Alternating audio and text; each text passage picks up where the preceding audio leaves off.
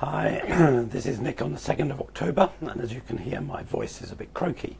I was speaking at a conference yesterday, and by the end of the day, my voice seemed to have gone. I don't actually feel very ill, but somehow my voice has deteriorated.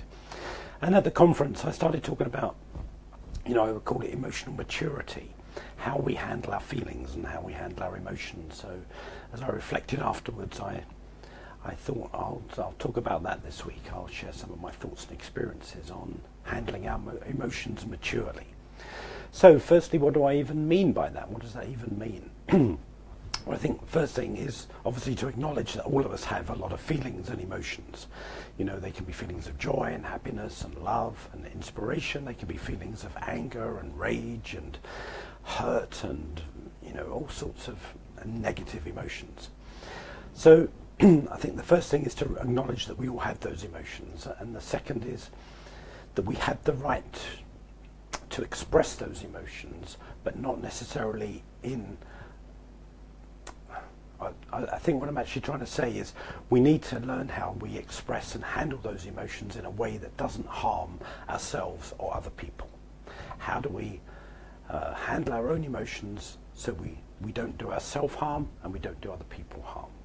So that we can have them and we can express them, but in a way that doesn't do harm to ourselves or others. I think that's, for me, the big question.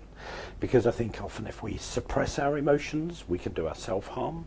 Often if we can express our emotions kind of willy-nilly, we can do other people harm.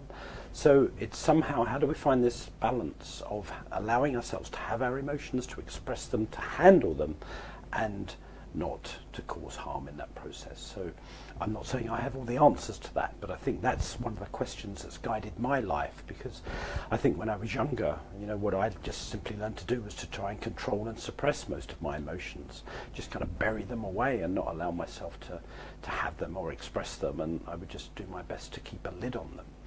And that worked for a while, but there came a point in my kind of late 20s, early 30s, when all that I'd buried away started to come to the surface, and it was not a pretty sight. So really the second half of my life has been about learning to handle my own emotions more maturely, to allow myself to have them, not to deny them or suppress them.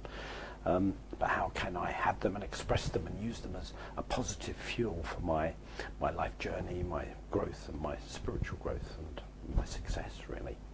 So, as I say, I don't know that I have many answers, but I have a lot of reflections, so I'll be sharing those reflections with you this week, and hopefully my voice will improve as the week goes on. So thank you. I'd love to hear your thoughts, and if you have particular questions, I'll do my best to share my reflections on your questions. So thank you for watching this. God bless. Have a good rest of your day. Bye-bye.